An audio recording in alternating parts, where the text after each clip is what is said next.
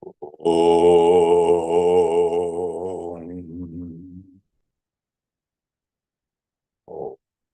Om.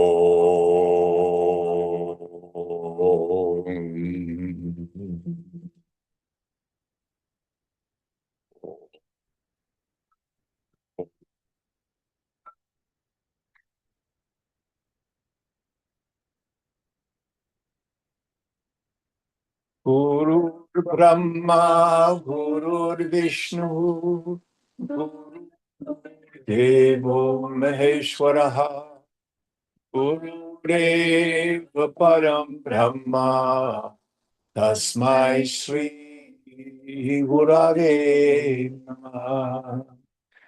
Chinmayam Vyapyat Sarvam Trilokyam Sacharacharam Tatpadam Darshitam Yena Tasmai Shri Gurave Namah. Twameva Mata Chapita Twameva Twameva bandhuscha sakha Twameva Twameva vidya dravinam Twameva Twameva sarvam mama deva deva Twameva sarvam mama deva deva.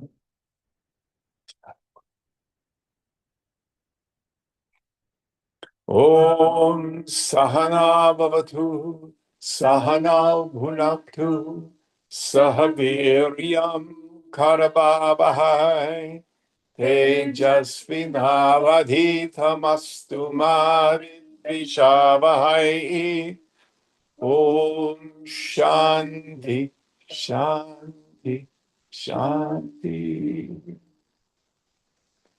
So where are we in our text? Hello, how are you?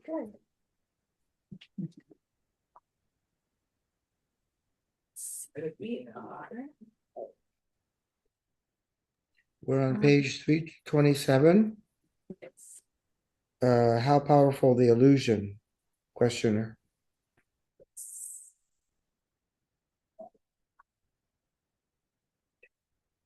I'll back up just a little bit. Doership is a myth born from the illusions of me and mine. Questioner. How powerful the illusion is? Maharaj. No doubt, because it is based on reality. Okay, let's stop there. Huge statement. So, the ego sense is quite luminous because of its closeness to the self. It is, in fact, an object of cognition, but its substratum is something that's very real. The ego is inert. It's insentient. I see it rise and fall.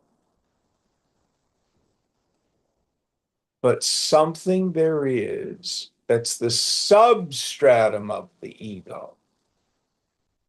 Me, myself, which is real.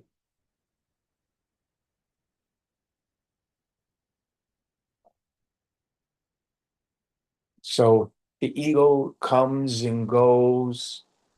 The self-obsession, the self-observation, this feeling I'm a person, jiva bhavana, is something that's manufactured by the imagination. And even doership itself. I was watching one video or might have read it, I can't remember, but they were saying that actually an action takes place before the mind has the thought, I'm going to do X, Y, and Z. It's a totally illusory notion that I choose this or that. No more than I choose to make my hair grow, or choose to breathe, or choose to make my heart pump. We experience it. There's no question about it. But the point is to see it for what it is. All right, going on. Questioner, what is real in it? Maharaj, find out by discerning and rejecting all that is unreal. Questioner, I have not understood well the role of the inner self in the Okay, spirit. let's stop before we go on to this next question. When he says find out what is unreal, what do we mean? The place to start. Find out what is objective phenomena. Does it have a beginning and an end? Does it occur in time and space? Is it confined to the waking, dream, or deep sleep state? And most importantly, can it be cognized as an object? If it's that, it is place to start, not self. Ultimately, we will see it's unreal. And remember our philosophical definition of reality, that which is never subject to negation. So it comes and goes, that ain't it. Only you never come and go.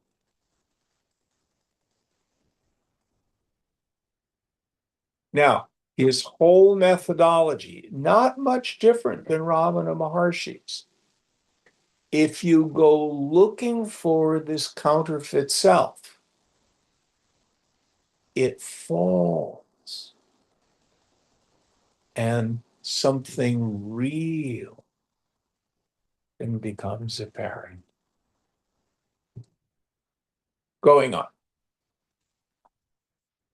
Questioner, I have not understood well the role of the inner self in the spiritual endeavor.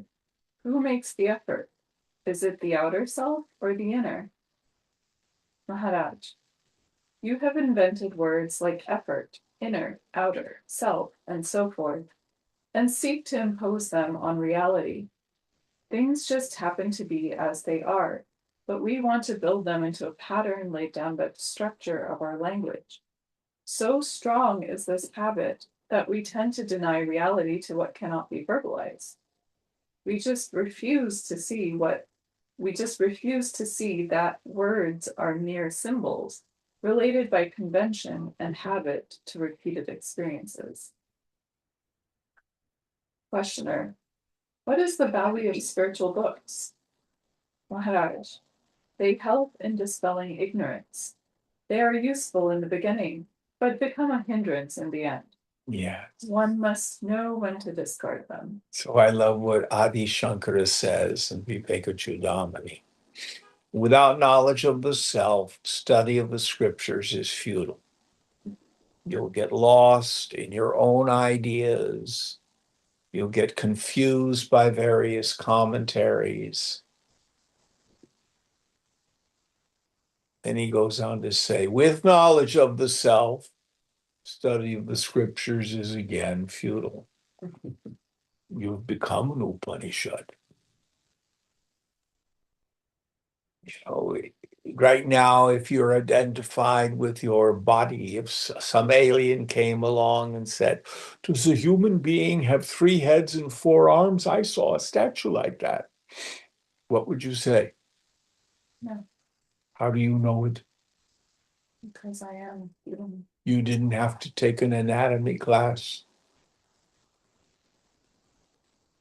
So the woman or the man of knowledge is able to easily unfold the scripture just because They know the deep meaning is, this is my direct experience. So what is the purpose of the scriptures? In our tradition, this is different than the Sargadatta Maharaj's tradition. The scriptures are a setu, they are a bridge by which the vision of the teacher is transmitted to the student. It's a Shabda Praman, a means of knowledge by means of the words. So if we do it right, attentive faculty is turned back upon your own self. And you have intimations of yourself as that space of consciousness. And then we tell you what you're experiencing while you're experiencing it. Then what happens in the subtle intellect, in the vijnana maya kosh? Oh, there's nobody there. That's the pratyabhijnana. That's the aha, the recognition that becomes transformative to the mind. Going on. Questioner, what is the link between Atma and Sattva, between the self and the universal harmony? Maharaj, as between the sun and its rays, harmony and beauty, understanding and affection are all expressions of reality. It is reality in action, the impact of the spirit on matter. Tamas obscures, Rajas distorts, Sattva harmonizes. With the maturing of Sattva, all desires and fears come to an end. Real being is reflected in the mind undistorted. Matter is redeemed, spirit revealed. The two are seen as one. They were always one, but the imperfect mind saw them as two. Yeah. Perfection of the mind is the human task, for matter and spirit meet in the mind. Yes. So we talk about Purusha and Prakriti, matter and spirit.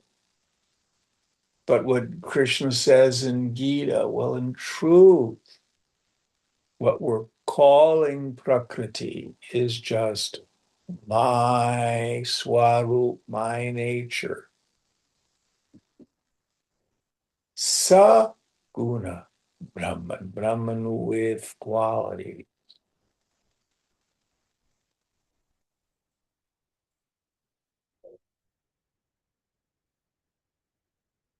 The world that we see is a function of our minds. So what he's saying with the purely sattvic mind, the earth is the Lord's and the fullness thereof, as the Hebrew psalmist says.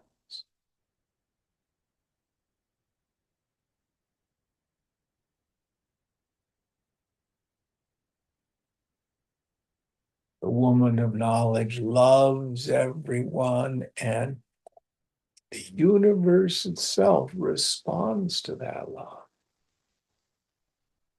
We were talking about Ramana Maharshi. Even wild animals would come up to him.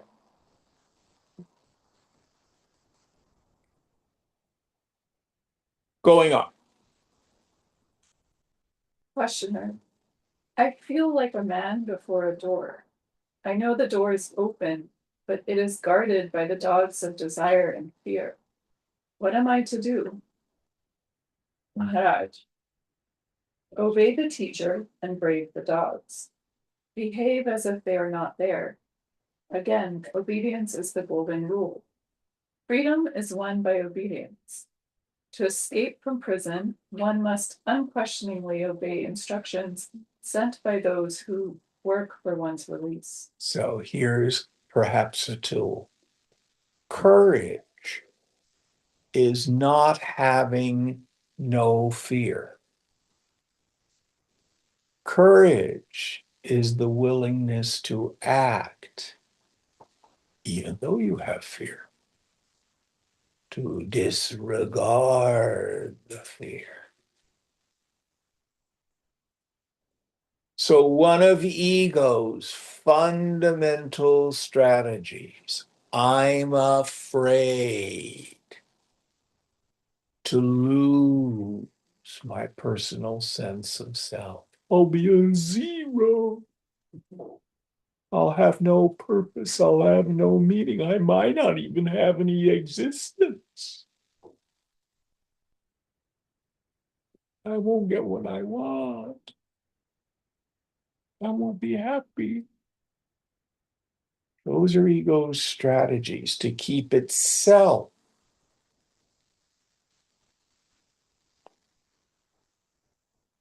But even though we have the fear, obey the teaching.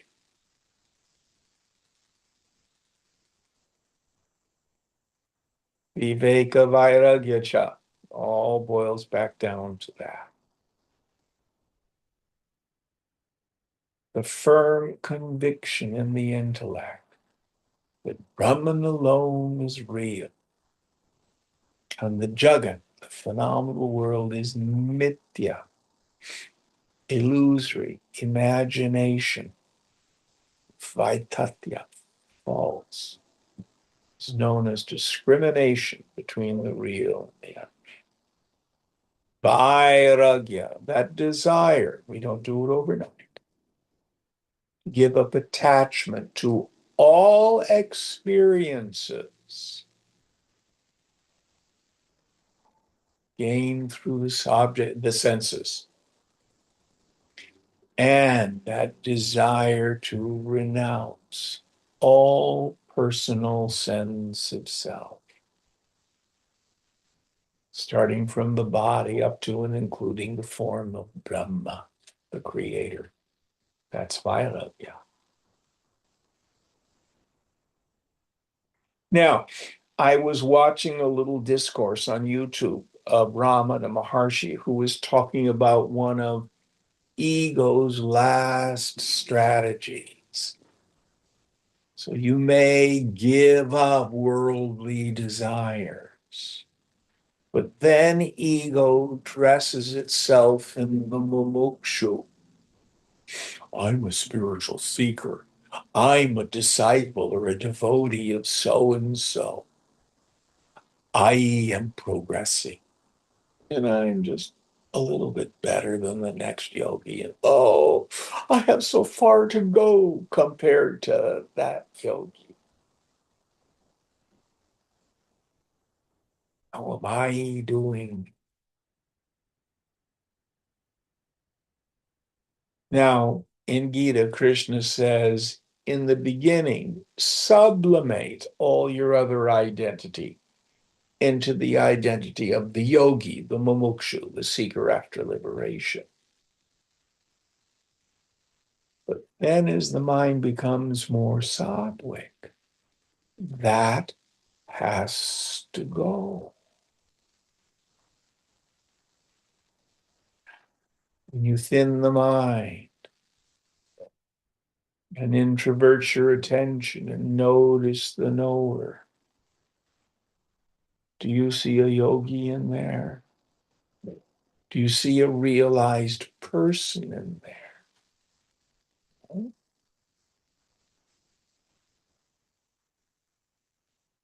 Satchidananda Rupam. Aham Evaham Avyaya. My nature is pure existence, consciousness, and bliss absolute. I am that I am, immutable.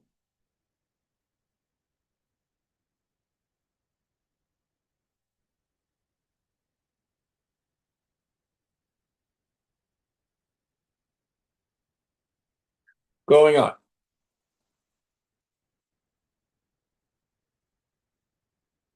Questioner. The words of the Guru, when merely heard, have little power. One must have faith to obey them. What creates such faith?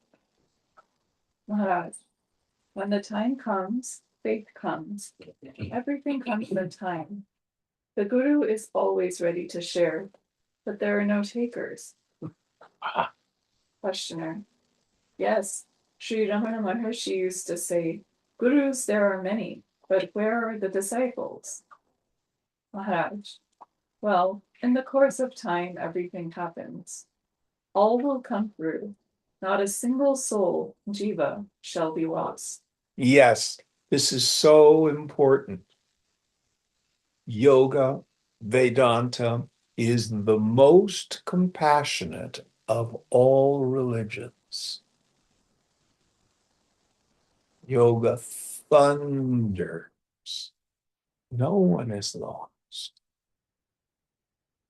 What about Hitler? And what about Donald Trump? Yes, they too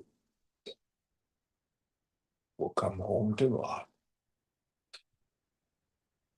But more importantly, so will you.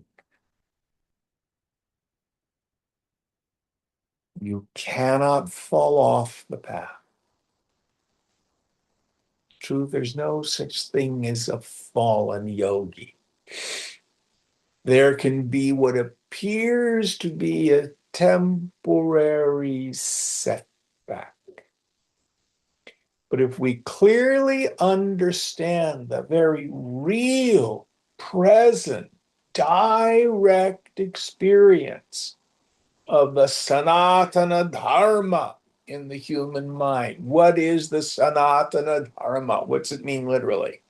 It means the eternal path, the eternal, yeah. Is it the scriptures? Is it the moral teaching? Is it, well, yeah. But what is a human mind?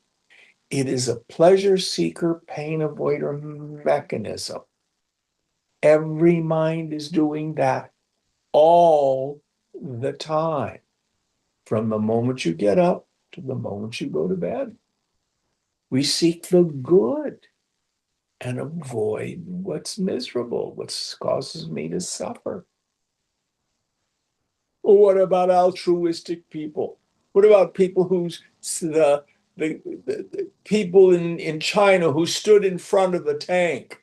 Well, they put their lives at risk for what they conceived of as the good. And if we think maybe revenge, violence, greediness is good, what happens if we live a life according to that? You tell me. Who's tried that? Who's had, even if it's just a day or a week of being just totally selfish? Who's been down that road? And how's that working out for you? Tell me. not great. Yeah. Who's had moments in their life of self-forgetting, where I spend myself in love for the good of others? How does that feel? That's good. How does it feel to be tuned up where the mind is abiding in the self to the best that you can? Perhaps in the presence of a guru, perhaps in your own meditation. Oh, yeah.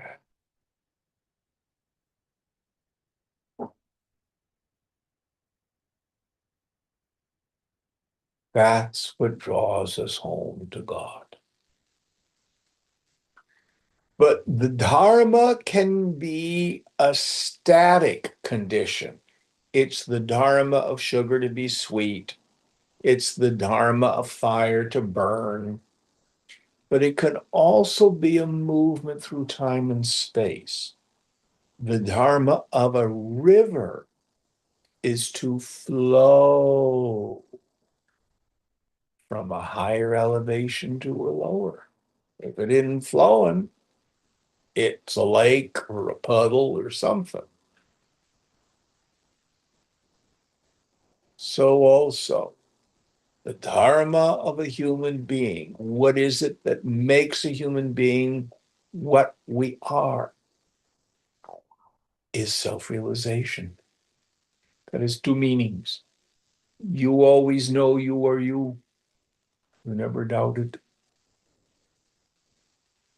But the other meaning is everyone is coming home to God. No one is lost.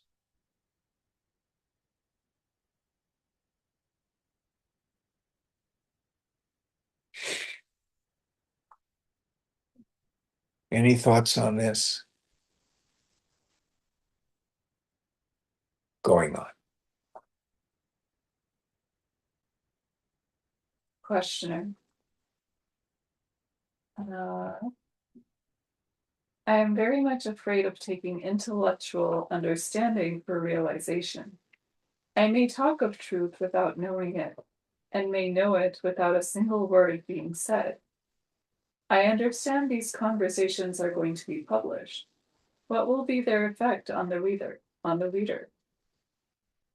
Maharaj, in the attentive and thoughtful reader, they will ripen and bring out flowers and fruits. Words based on truth, if fully tested, have their own power. It's the end of the chapter. And again, that brings us back to the etymology of mantra. Manas, mind, pra, vehicle. So words are a vehicle for the mind. They direct the mind. They point the mind.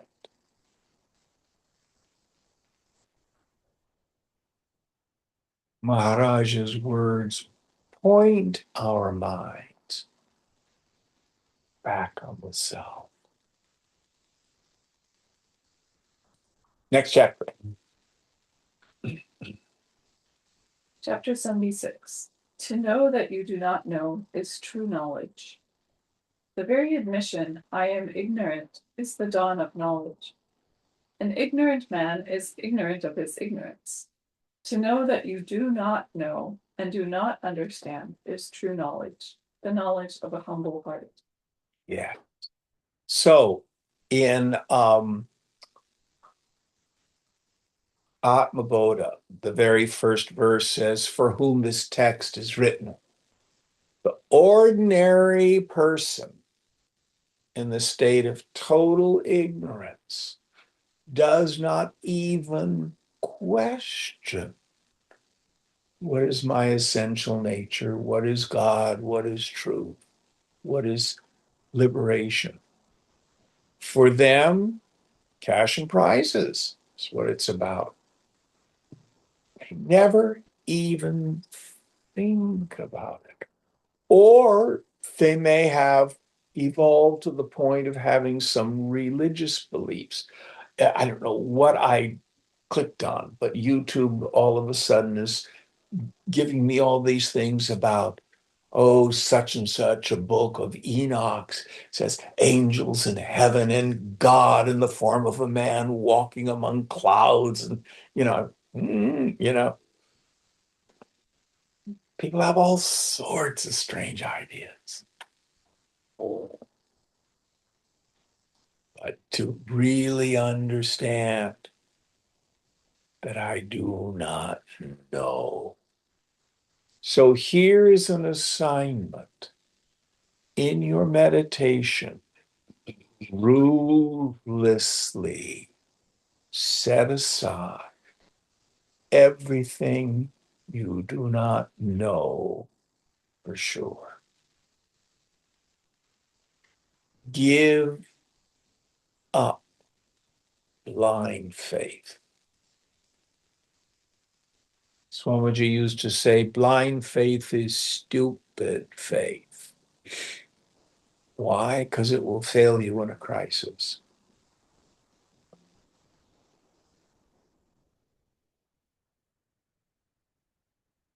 True story. Back in the mid 80s, I had many, many students who had AIDS. One of the things we had to struggle with is guys who, they were virtually all young men, who had been raised in conservative Christian traditions with a punishing and judgmental God. And they had come to yoga, come to Vedanta out of a rejection of their childhood religions. What I learned is that childhood religion doesn't go away. And what was the question that kept coming up? Am I being punished? Is that why I have AIDS? Is it because I'm gay? Am I being punished? Do you remember people with that doubt, Howard? Yes, I was there. Yeah. That's why I came to you. Yeah. Yeah. And what we had to do, yes, we can embrace the Vedanta, but we also have to let go of an adolescent or an infantile Christian theology. You have to reconcile your Christianity. Jesus wasn't mean, you know? He's a pretty cool dude.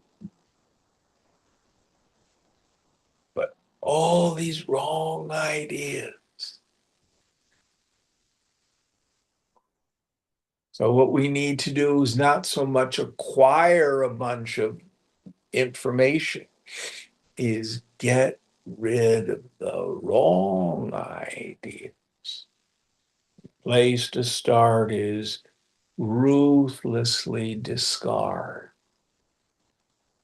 everything you do not know for sure.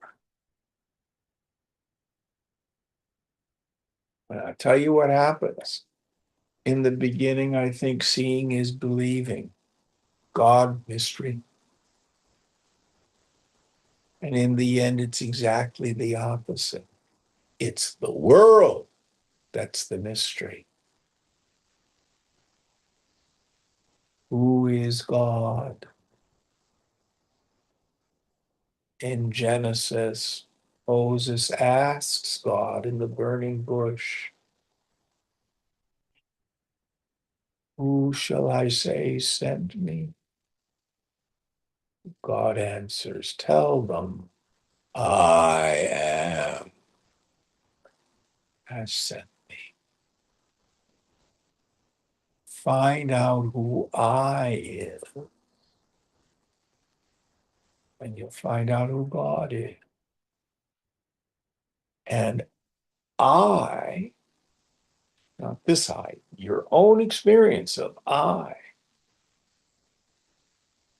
is the only thing you will ever know for sure.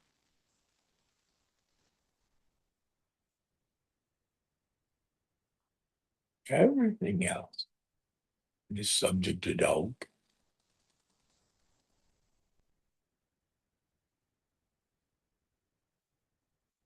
Going on. Hey, Jim, Yes. what about memory? Like, I can remember things that I've done, have happened. Does that make them real? Well, I don't know. I mean, I don't think so. I mean, in one way, no, How old is, who's older, you or your sister? I forget. I'm older. Okay. And have you ever had a conversation with her about a childhood experience and you both have completely different memories of Oh, it? yeah, we do have that. Yeah, she remembered. Yes, yes, So is memory a good test of reality? got it. Yeah. You just proved it. And even more so, what is today, the 4th of February of 2026? What were you doing on the 4th of February of 1996? Well, I don't recall. Duh! But did you cease to exist? Oh God, I had a terrible day yesterday. I stopped being. No one ever has that experience. So you've now proven memory is not a test of reality. Can you remember a dream? Yes. One of the things that's fascinating, you all know I work a lot with people in 12-step groups. One of the most common experiences, especially of people in early sobriety, is what we call the drinking dream.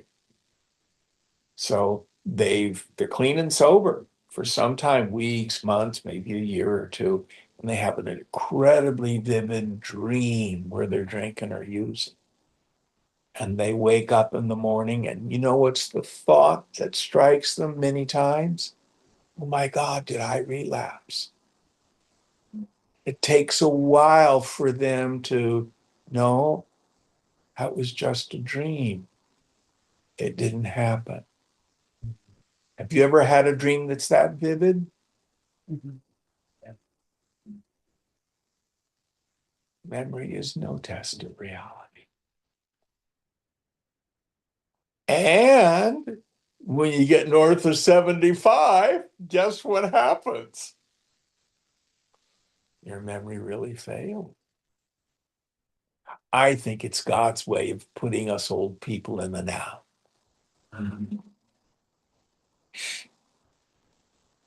I can't regret the past. I can't even remember it. I know sometimes I'm reading the news and then I can't even remember what I've read, and I think, why am I reading this? All right, a good question though. Good question. And the place I would point you is second chapter of the Mandukya Karika, second and third chapter. Because what Gaudapada does, using reason, using logic, just like I did, Right. he goes through all the assumed reasons why we think the phenomenal world is real. Uh-huh. And he just strikes them down. Okay. And since we're talking about scripture, which we said isn't that useful, but it is, in your activism, I strongly encourage you to go read chapters 3, 4, and 5 of Gita with Swamiji's commentary. And I think I've suggested that before, haven't I? Those specific chapters? Yes. I don't know. These are the Karma Yoga chapters. Hmm. How to act in the world in a way that's conducive to our yoga. And Krishna is incredibly specific about how to do it. And it's so useful because most of us, it's not given us to retire from the world and live in a cave. And even in an ashram, you've been there. A lot of seva goes on in an ashram, right? And all the issues of egos coming into conflict and how am I doing? What do they think of me? Am I important? Am I not important? You know, am I serving the guru in the right way? Yada, yada, yada. Am I wrong? No. Yeah, still karma yoga. Karma yoga. There, it's incredibly valuable teaching. And if we appropriately internalize how to act in the world in a way where we're exhausting vasana without creating new ones. And remember the setup. Krishna has an emotional mental collapse. And he says to Arjuna does, I mean, and then he says to Krishna, I'm going to go off to the forest and meditate. And Krishna says, don't be a wimp. Get up and fight. You got a job to do. And Arjuna goes, I'm self-pity.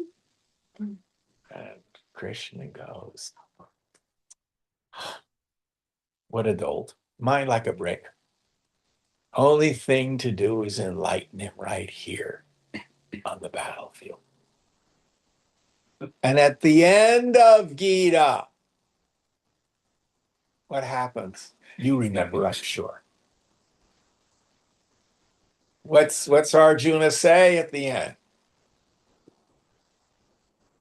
My doubts are cleared. Off I go, charge! And he goes into battle. Because that's his job. It's Swadharma. All right, going on.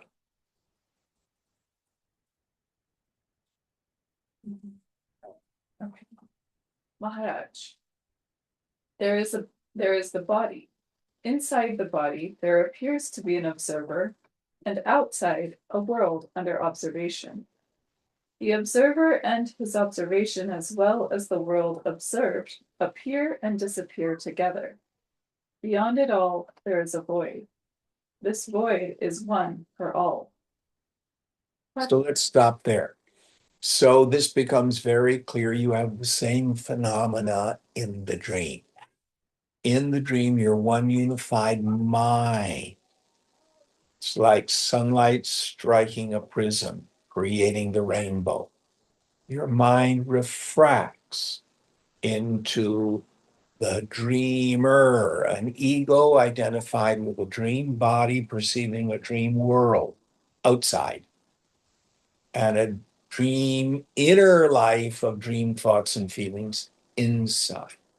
But this triplicity, this triple factor, is in fact not three different things. It's my one mind appearing as those three. And then, whether it be the waking state or the dream state, both are wrapped up in what we call the avyaktaha, the unmanifest, deep sleep, where there's no ego, no perception, no world. In fact, you can't even think, oh, there's nothing here. It's only upon awakening. Oh, I slept so soundly. I'm in the same position I was in when I went to sleep. I don't remember a thing. Deep sleep. That's the void about which he's talking. Going on. Questioner. What you say appears simple, but not everyone would say it. It is you, and you alone, who speaks of the three and the void beyond. I see the world only, which includes all. Maharaj. Even the I am? Questioner. Even the I am. The I am is there because the world is there. Maharaj. And the world is there because the I am is there. And here he's talking about that individual sense of self. Going on. Questioner. Yes, it goes both ways. I cannot separate the two, nor go beyond. I cannot say something is unless I experience it, just as I cannot say something is not because I do not experience it. What is it that you experience that makes you speak with such assurance? Maharaj. I know myself as I am, timeless, spaceless, causeless. You appear to not know, being engrossed as you are in other things. Questioner. Why am I so engrossed? Maharaj. Because you are interested. Questioner. What makes me interested? Maharaj. Fear of pain, desire for pleasure. The ending of pain is pleasant, and the end of pleasure is painful. They just rotate in endless succession. Investigate the vicious circle until you find yourself beyond it. Questioner. Don't I need your grace to take me beyond? Maharaj. The grace of your inner reality is timelessly with you. Your very asking for grace is a sign of it. Do not worry about my grace, but do what you are told. The doing is the proof of earnestness, Not the expecting of grace. Yes, let's stop there. Armchair yoga, armchair grace is ineffective. Oh, I had Guru Dev's darshan, so I'm just going to go live my life. He or she is going to do all the work. I don't need to make efforts.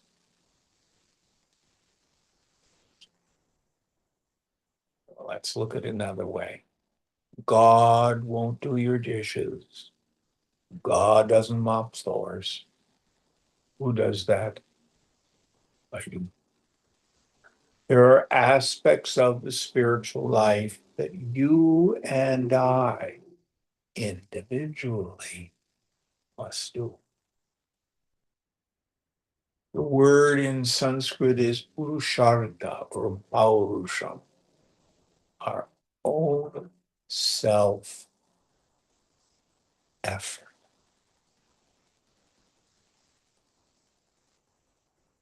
So the guru can do some very important things. First and foremost, they show us the awakened state of mind, that it's real, that it's a possibility.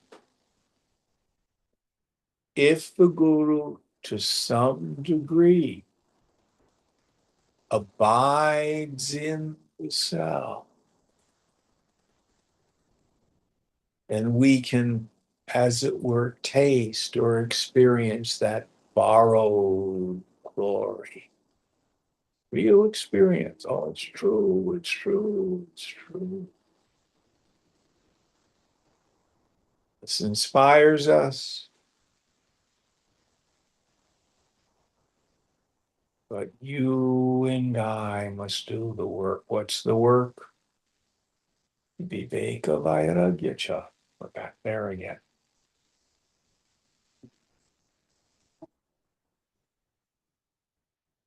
Any thoughts on this?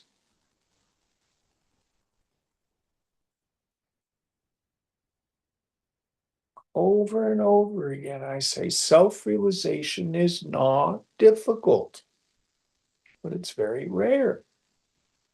And it's rare because nobody wants it. Mimi. Well, maybe someday, but right now, people, places, things, and conditions. Yum, yum, yum, yum, yum, yum, yum, yum, yum, yum, yum. Ow, ow, ow. That's what happens. So you had your events and they were so successful? Yes? Yeah, I mean, in a small way, but yeah. Don't worry.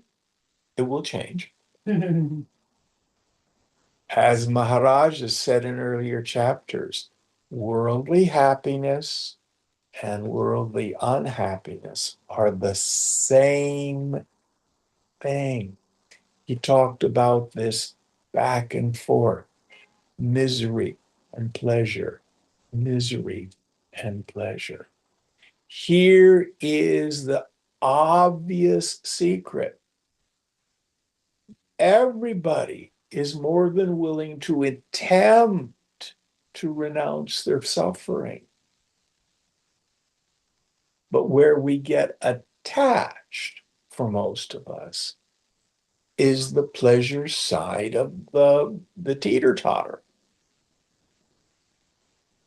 Once I've become identified and attached, when it turns to stercus, that's my new word. Anybody here speak Latin? Stercus. Do you know what it means? Shit. When it turns to shit. By that time, I'm all identified and attached. It's too late.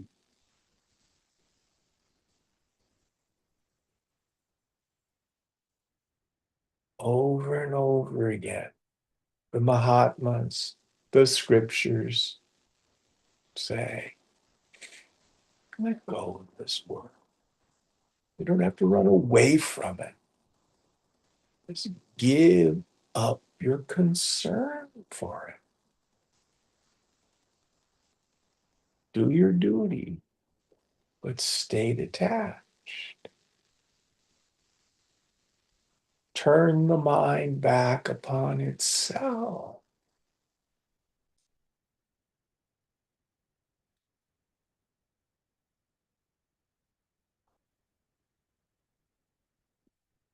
Over and over again.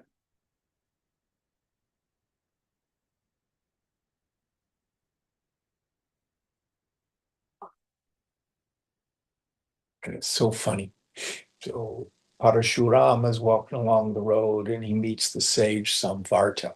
Samvarta gives him the truth. I'm not sure I understand this. Samvarta's wise. He says, go see the Tattreya. He goes to see the Tattreya. The Tattreya gives him the truth. Well, Samvarta told me the same thing. You know, we hear it over and over and over again. We think the problem is that it's coming from the wrong guru. I need a bigger, better guru. What does Dattatreya do? Got a mind like a brick. Go worship the mother. 12 years. Then finally, he's got some chitta shuddhi, some purity of mind. Then Dattatreya can begin to enlighten him. Going on.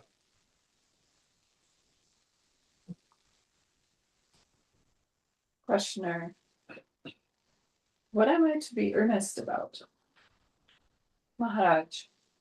Assiduously investigate everything that crosses your field of attention.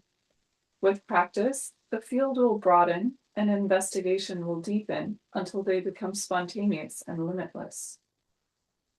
Questioner. Are you not making realization the result of practice? Practice operates within the limitations of physical existence. How can it give birth to the unlimited? Maharaj.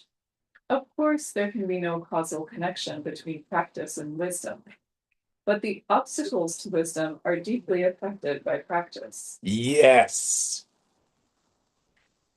Questioner. What are the obstacles? Maharaj. Wrong ideas and desires leading to wrong actions, causing dissipation and weakness of mind and body. The discovery and abandonment of the false remove what prevents the real from entering the mind. Questioner. I can distinguish two states of mind. I am and the world is. They arise and subside together. People say, I am because the world is. You seem to say, the world is because I am. Which is true? Maharaj. Neither. The two are one and the same state in space and time. Beyond, there is the timeless. Questioner. What is the connection between time and the timeless? Maharaj. The timeless knows time, but time does not know the timeless. All consciousness is in time, and to the timeless appears unconscious. Yet it is what makes consciousness possible. And again, here he's using consciousness to translate Chaitanya, the stuff, the mind stuff, chitta, out of which the whole world is made. He'll use the word, the translator will use the word awareness for the ground of being. Light shines in darkness. In light, darkness is not visible. Or you can put it the other way. In the endless ocean of light, clouds of consciousness appear, dark and limited, perceived by contrast. These are mere attempts to express in words something very simple, yet altogether inexpressible. Questioner. Words should serve as a bridge to cross over. Maharaj. Words refer to a state of mind, not to reality. The river, the two banks, the bridge across, these are all in the mind. Words alone cannot take you beyond the mind. There must be the immense longing for truth or absolute faith in the Guru. So one of my favorite shlokas in the second chapter of Gita. He who knows it not. She who knows it not knows it. So if you think because you have all the right words, you have an understanding, that's what we call paroksha jnanam, indirect knowledge. Stop the mind. Unknow the mind. Let the mind become stupefied.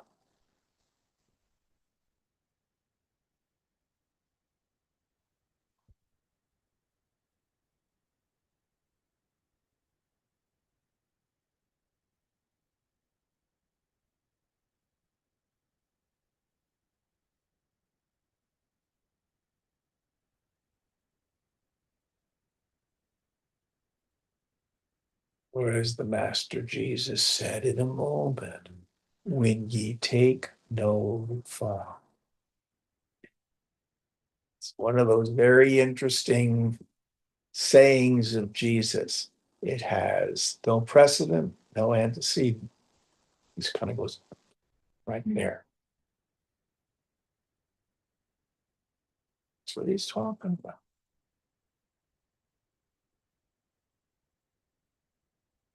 Going on.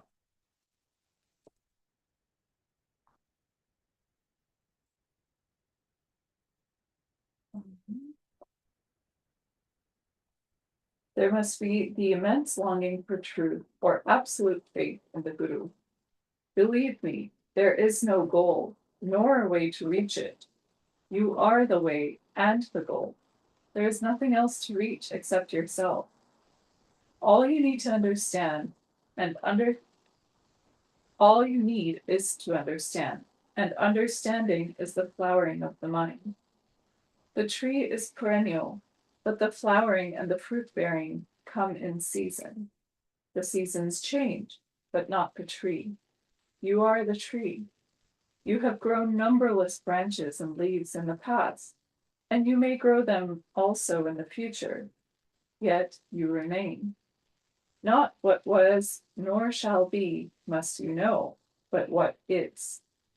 Yours is the desire that creates the universe. Know the world as your own creation and be free.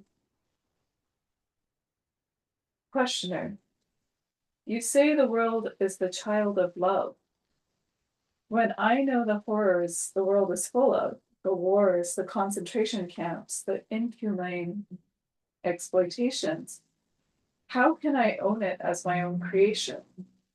However limited I am, I could not have created a world so cruel.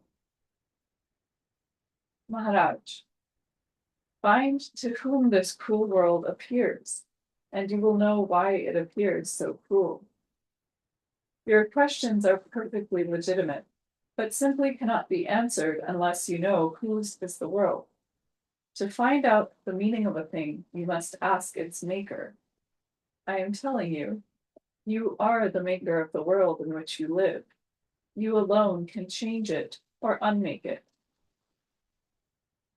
So two people can live geographically in the same place and have a very different experience.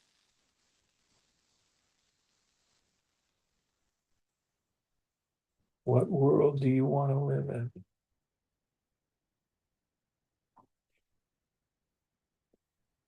I kind of like Maharaj's world. It's a beneficent world that conspires for my well-being if I let it.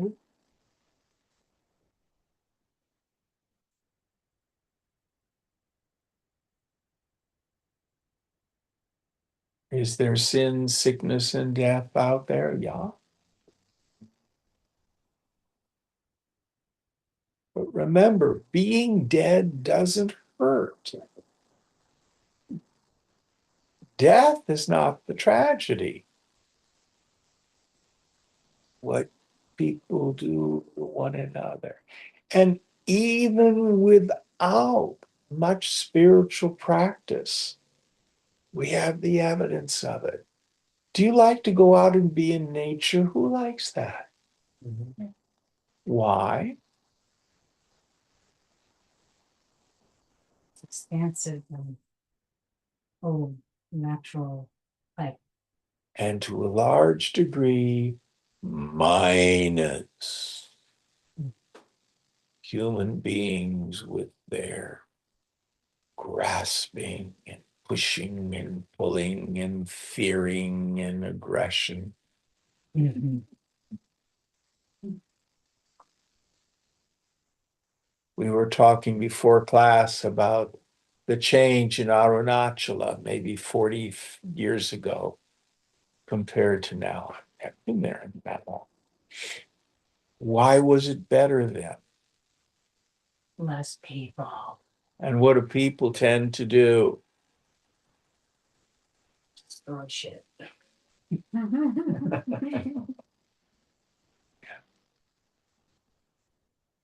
Not all people. No. How can there be a God when there's people dying in Gaza and famine in Africa and ICE shooting people in Minneapolis? How can there be a God that lets that happen? God has very little to do with it.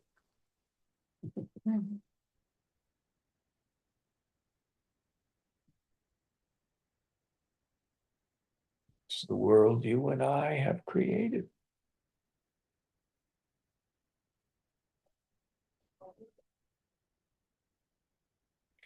And you don't have to live in that world. You don't have to live in a world of fear and of aggression.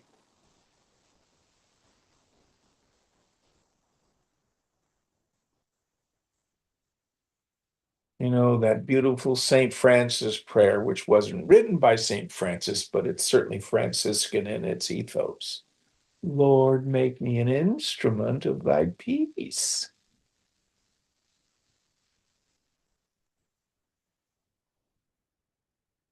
Be part of the solution, not part of the problem.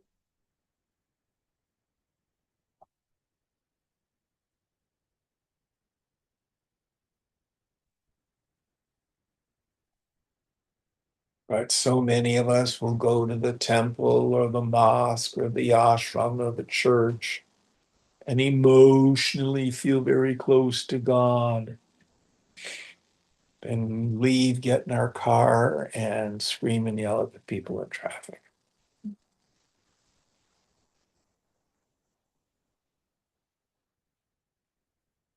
All right, going on.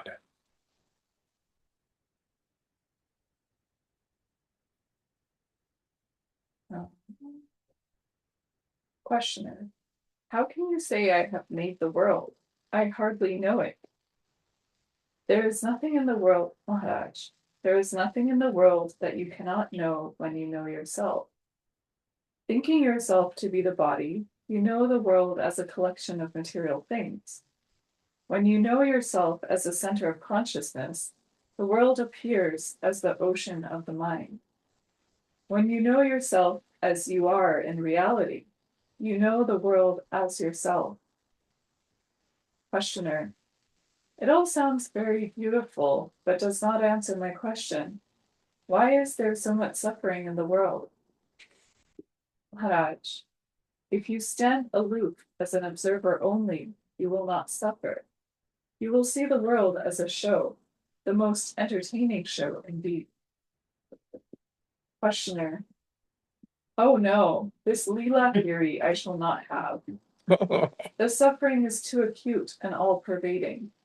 What a perversion to be entertained by a spectacle of suffering. What a cruel God you are offering. Maharaj, the cause of suffering is in the identification of the perceiver with the perceived.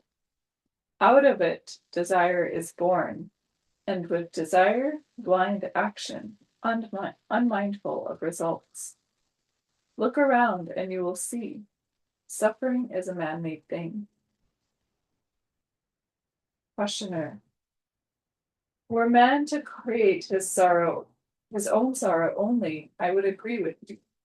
But in his folly, he makes others suffer. A dreamer has his own private nightmare, and no one suffers but him. But what kind of dream is it that creates havoc in the lives of others? Maharaj, descriptions are many and contradictory. Reality is simple. All is one. Harmony is the eternal law. Nothing compels anyone to suffer. It is only when you try to describe and explain that the words fail you. Questioner. I remember Gandhiji telling me once that the self is not bound by the law of non-violence, ahimsa. The self has the freedom to impose suffering on its expressions in order to set them right. Maharaj, on the level of duality, it may be so, but in reality, there is only the source, dark in itself, making everything shine. Unperceived, it causes perception. Unfelt, it causes feeling. Unthinkable, it causes thought. Non-being, it gives birth to being. It is the immovable background of motion. Once you are there, you are at home everywhere. Questioner.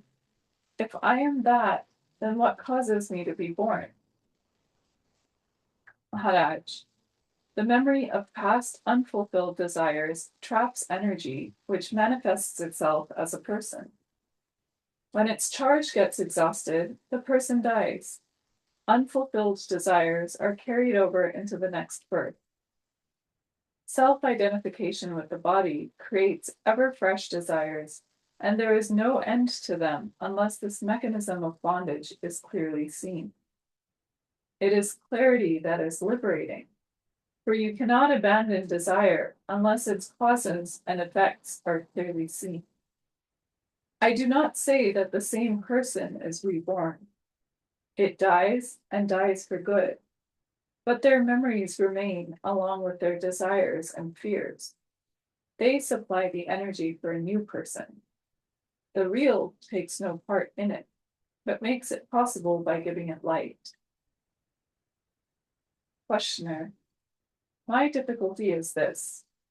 As I can see, every experience is its own reality. It is there, experienced. The moment I question it and ask to whom it happens, who is the observer, and so on, the experience is over, and all I can investigate is the memory of it. I cannot investigate the living moment, the now. My awareness is of the past, not of the present. When I am aware, I do not really live in the now, but only in the past. Can there really be an awareness of the present? Maharaj, what you are describing is not awareness at all, but only thinking about the experience. True awareness, Sambid, is a state of pure witnessing without the least attempt to do anything about the event witnessed. Your thoughts and feelings, words and actions may also be a part of the event, your words, actions may also be part of the event. You watch all, unconcerned, in the full light of clarity and understanding. You understand precisely what is going on because it does not affect you. It may seem to be an attitude of cold aloofness, but it is not really so. Once you are in it, you will find that you love what you see, whatever may be its nature. This choiceless love is the touchstone of awareness. If it is not there, you are merely interested for some personal reason. This is a good place to stop. All right. Om Purnamada Purnamidam Purnat Purnamudachyate Purnasya Purnamadaya Purnameva Vashishyate. Om Shanti Shanti Shanti Hari Om. Sri Guru Pyo Namaha. Hari Om. Om Tat Sat.